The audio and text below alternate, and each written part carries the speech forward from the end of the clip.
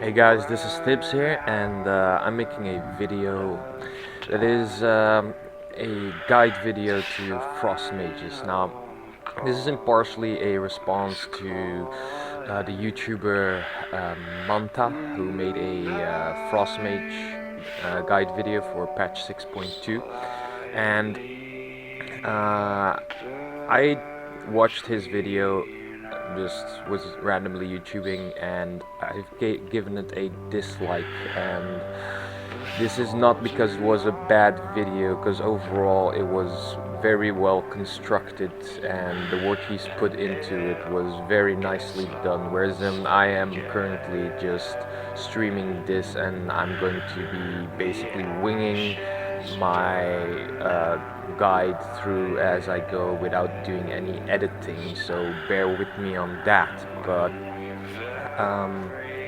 I just disagree with a lot of the content he has put in there. So this is not to like shame him or whatever, but I just believe that sharing knowledge makes the world more richer, because knowledge is power. And if there are any mages that like just started playing Mage and they want to get good at it, or they just want to improve, that's my main goal, and having incorrect information out there kind of defeats that purpose, if you ask me. So this is nothing personal against Manta. I just want to help anyone out there, maybe even himself. So yeah, let's get started. We're gonna start off with stat priority. Now, obviously, multi-strike is the stat prio for Frost Mages, and due to how gear drops in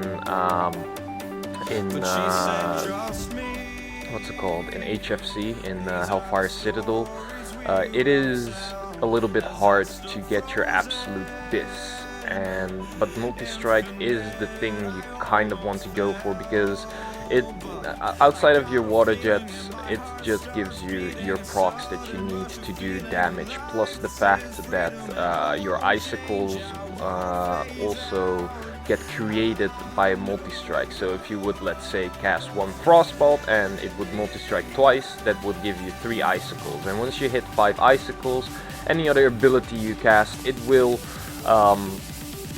fire off the oldest icicle, and obviously your ice lances will dump all 5 of your icicles. So multi-strike is very much so important.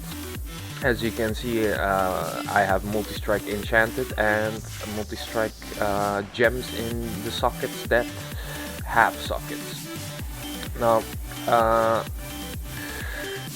he talked about crit, and he was almost right about it, but the correct amount of crit to hit a soft cap is 35.333 into infinity percent. So 35.33. So technically you would actually want like 35.34 to hit the soft cap. Now this is not really viable to reach, and I will take a short time now to explain why it's 35.34. It has to do with the passive of Shatter. Multiplies the critical strike chance of all your spells against frozen targets by 1.5% and adds another 50% chance.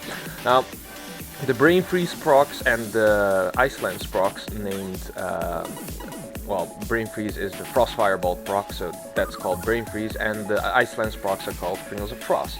Both of them count your target. If you have those procs and you do one of those abilities, it counts your target as if it is frozen. So in any case, you will do 50% more, you will have 50% more chance to crit. Now, why 35.333 into infinity percent? That 35.33% is gonna be multiplied by 1.5, putting it at 53%, and then you would say, hey, then if my math isn't wrong, you are on 103%. And you would be correct. Yes, you are on 103%. But why you go for 103 is because of boss mechanics. Bosses always have like this skull or question mark on the level, but on paper, as mechanics, they are level 103. And the way crit works is you always get 1% chance less to crit against the target that is a level higher than you. So a boss that is 3 levels higher than you will have 3% less chance to crit. So you need to take in account that you need a 3% extra chance to crit if you want to hit that crit cap for Frost Mages. I find this personally very hard to get at, because you would probably have to enchant and gem crit gems, and it's just not worth it missing out on all the multi-strike. Added to the fact that since patch 6.2, which Manta's original video was tailored to, mastery scaling for Frost Mages got buffed, which made Frost spec an amazing cleave spec, and we'll get into that later. In any case, obviously intellect is your main stat, which you want to have, but multi-strike is your main secondary stat, and after that it's mastery and haste are, in my eyes, a bit equal, but since mastery got buffed, mastery is maybe a little bit better, but a good amount of haste really helps, and crit comes third, and then versatility. Now, that as far as that goes, that's for the stats. Now let's go to talents. Now this is my basic setup, how you want to run through HFC in most cases, and I will go through every single talent one by one. First of all, Manta was talking about you should never take Evanescence. This is not necessarily true, but we'll get to that after we've done Blazing Speed and Ice Flows. Now, both of them are really good, and I would almost say it's a personal preference, but I would say for PvE, Blazing Speed is useless. It's a very good PvP talent. I use it all the time if I go into arenas or whatever, because Frost Mages are also very amazing in arenas. They just have a lot of control, and this gives you that extra mobility.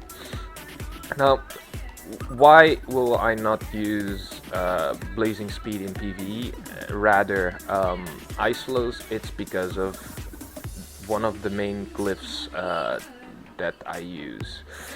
Rapid Displacement. This basically gives you 2 charges on Blink, but you no longer remove roots and stuns. So it's really a PvE glyph, and it gives you a lot of mobility. So the mobility burst you can get out of your Blink, and Blazing Speed is redundant at that point. Ice Flows is really good for small repositionings if you just need to step out of some fire patch and you want to keep on casting to min-max your DPS. It's just amazing. Now, seeing I'm a little bit more high-end raider and we're a bit further into patch 6.2, I do use Evanescence on certain specific fights. One of them is Zakun, and if any of you have done this boss fight before, you know he has an ability called Cavitation, which sends out all these waves, and I am basically the person that soaks those waves, and Evanescence does the trick for that, because it makes it replaces Ice Block, and it's on a very low cooldown, and it allows me to basically cheese it and soak all the waves and stand between the boss and the raid, and it's fine. But the talent, I have to say, to go for level 15 surely is Ice Flows. It's just amazing. It allows you to cast on the move, and if you need to use a global cooldown on Blink to make a massive displacement of yourself, you will use Blink, and the glyph of Rapid Displacement will help you with that. Now, Monta was talking about alter time, and personally I completely disagree on him with that. It's the most useless talent out of the three, and this is why. In most cases you will be progressing on fights, and alter time would only be useful on a fight where you know what's gonna happen when it's gonna happen, and you know the fight through and through, and then it's an amazing cheese ability. The problem is that in Hellfire Citadel, whether it be on Heroic or it be on Normal or even Mythic if you're a Mythic Raider, but I would doubt you would watch a guide if you're a Mythic Raider, you will know that Flame Glows is generally the best thing to go for, and this is why.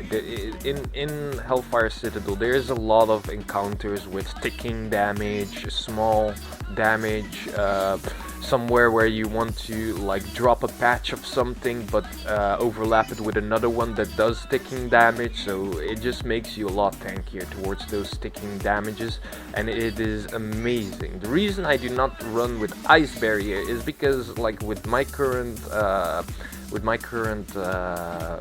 intellect, it blocks about 50k damage every 25 seconds, which is pretty nice, but it's not amazing, and it costs a global cooldown, and I find that a DPS loss. It might be a little bit of a personal preference, but there are maybe some fights I would go for it, but generally I just don't use it. So yeah, but if I would have to choose to leave one of the three out, it would be alter time, and I would either run Flame Glows or Ice Barrier because both of them are fairly strong. And Manta wasn't sure about how Flame Glows work, but Flame Glows basically just blocks any ability, any damage you take, 20% of it up to 3040 as you see here, and after that it's just a flat 3040 partial absorb shield. I do agree with Manta on the 45 talent. These two are quite useless. I can see how he saw a situational application for Ice Ward, but I would still say it's not worth it spending the time to respec to that for those little situational places. Healers shouldn't be having aggros, and if your tanks are on the ball, they will pick anything up before a healer could be properly in trouble from getting healing aggro. Frost just silences, and I mean, like, yeah, okay, nice, but it's still, you have to cast it, and it freezes one target. Okay, that's nice, but then you might as well take Ring of Frost, and most mobs aren't affected by silences anyway, only by interrupts. So there is also that, especially in a lot of high-end raid encounters. Ring of Frost is really good. I use it on a frequent basis on Socratar for the ghosts. If you've ever done Socratar, you have these ghosts running at you, and you can just pop a ring in one of those fire patches put down by the construct and just root them in place for a little bit. And it's really nice. We kind of have a mage rotation on Ring of Frost going on that boss fight, especially on Mythic. So yeah, it's out of the three, it's the most viable for PvE Frost mages, like, or the mages in general, just to use it. Now the level 60 talent. Manta went with Cauterize. Now I completely disagree with this. All three are like really good. I'm not gonna dispute that. But Cauterize is, in my opinion, only good if you are new to being a mage and afraid of dying. You know, it can really save your life. You know, it gives you a buy. You know, a get out of free jail card for dying. But this is the problem with it. You have to count on your healers, and the biggest thing about raiding and doing PvE, it's personal accountability. You are the one that need to make sure you avoid as much damage as possible so that your healers do not have to heal you. The healers are just there to sustain the raid from unavoidable damage. If you take avoidable damage, you are draining their mana, and it's really bad. And Cauterize does this exactly. Not only you have, in theory, died when this procs, you will also burn for 28% of your max health over 6 seconds. So that's another 28% of your health that they're gonna have to heal up in that time. And you're not even sure if they're gonna be able to and as far as ice blocking during this whole thing, yeah, that's nice, but in a lot of cases you kind of want to save your ice block for other stuff. For example, there's a lot of stuff you can cheese with ice block, and you do not want to save it for your Cauterize to block out the 28% burn of your health. For example, Frost mages can, or mages in general, can ice block the artillery during the air phase in Iron Reaver. Basically this means, like, normally someone would have to run away so the raid doesn't take damage from the artillery while Iron Reaver is flying around. Frost mages can just stand there, keep nuking the bombs as they are spawning on the ground, and then 2 seconds or 1 second before the artillery will hit you, you just ice block. No one takes the AoE damage, and you don't take any damage. The entire mechanic is cheesed. Another one would be Gorefiend's, I don't remember the exact name of the ability, but it's the one that leaves a patch on the ground once it explodes. Ice block completely removes it. That leaves us with greater invis and cold snap. Now I personally run in most cases with greater invis. I'll get into that, but let me talk about cold snap. Cold snap also heals you for 22% of your health. It's not a lot, but I would use this in a fight where I would say I need a lot of ice blocks, like where I need a full immunity. But that is really, really rare. Greater invis is the way to go, and there are many reasons why. First of all, I pull a quite considerable amount of DPS as a mage, because mages have always been favored by Blizzard in being a real good DPS class. So aggro, if like a tank lags out or something and they cannot be building threat, you'll probably over aggro and you could die from a boss twatting you in the face. So first of all, it's a instant aggro dump. Now this is the least of its utilities, but it is a possibility that can happen, so there's that. Second of all, it removes 2 dots on you. Now Hellfire Citadel is filled with all kinds of dots from boss mechanics, and it's just amazing to be able to remove it from yourself really quickly.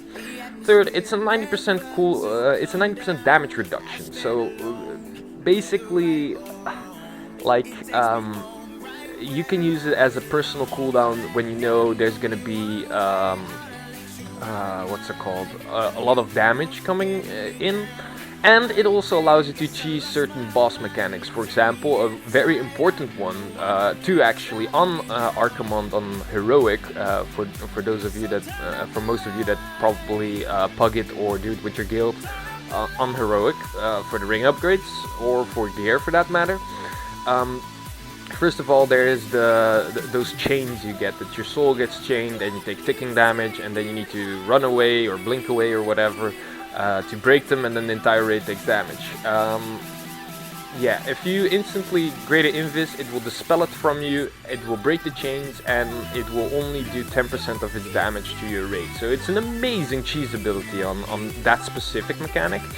Then there is the Shadowfell burst, where you get sent up in the air and then people need to get under you and soak. Now what I do, like, I don't really ever communicate this to my guild, because there's a lot of communication on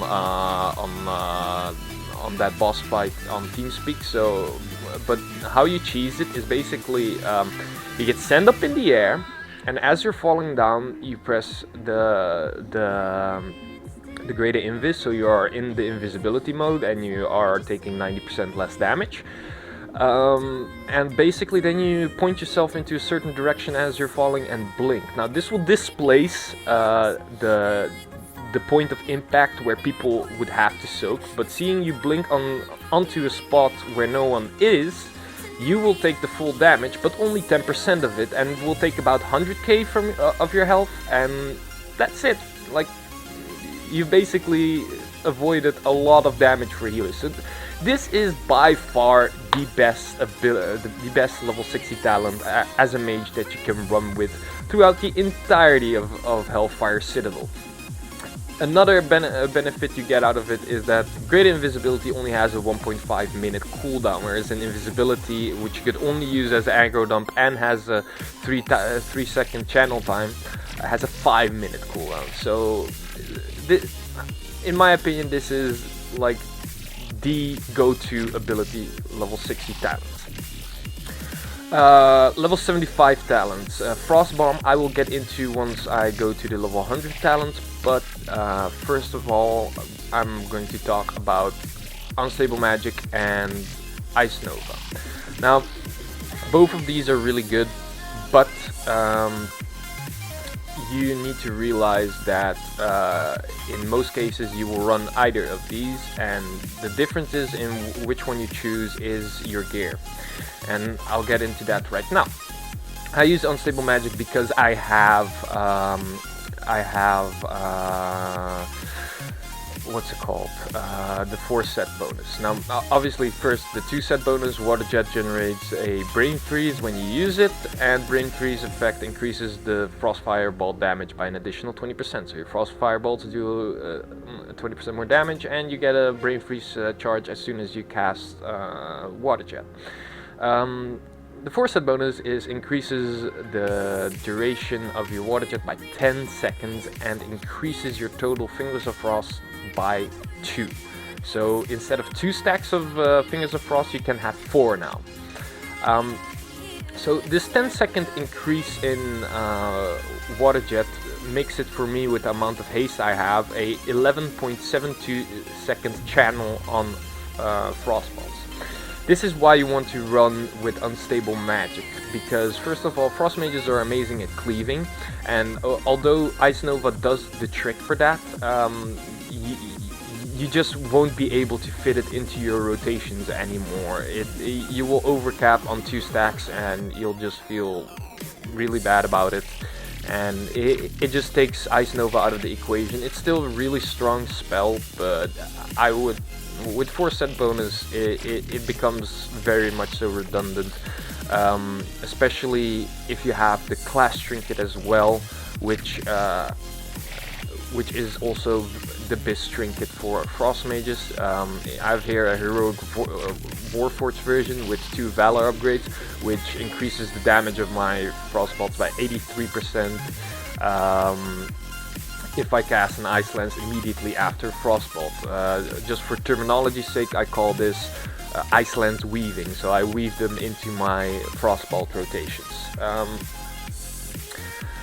So yeah, Unstable Magic is the way to go after you have Class Trinket and the 4 set bonus. Before that, you always run Ice Nova. Frost Bomb is a situational.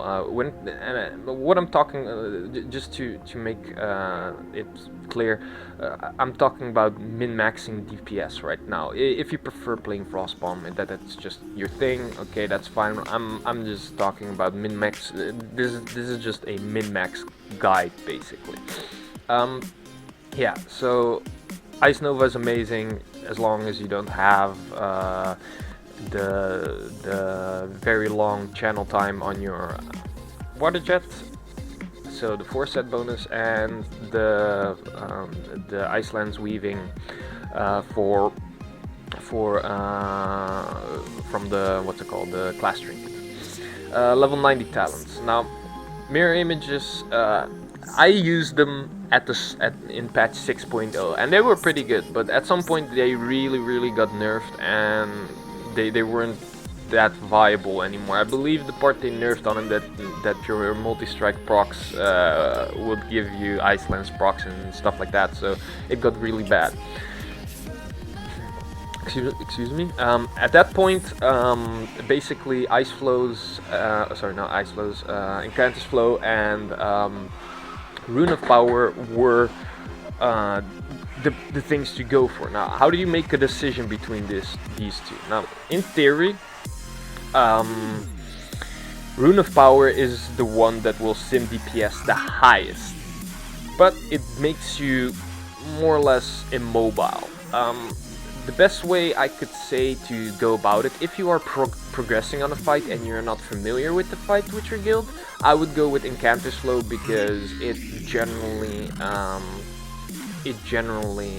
just is, you know, it always gives you a damage buff instead of having a flat damage buff if you stand in a specific spot.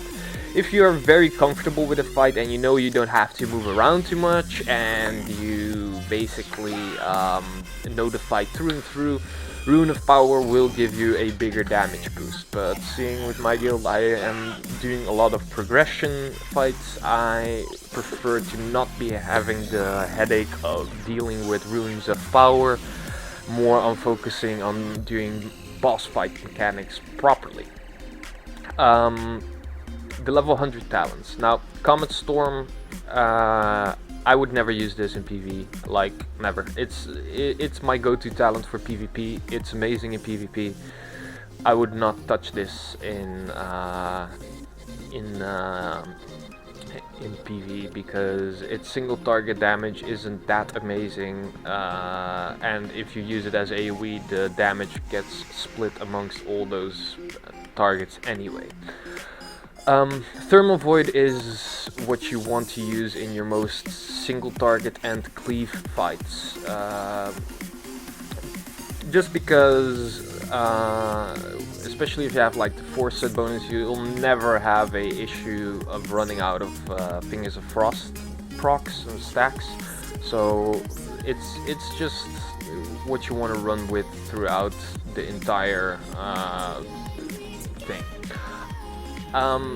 Crystal, like the thing with the crystal is it gives you only a 10% damage increase, and I say only because when you run with Arcane, it gives you a 30% damage increase, which is a lot more.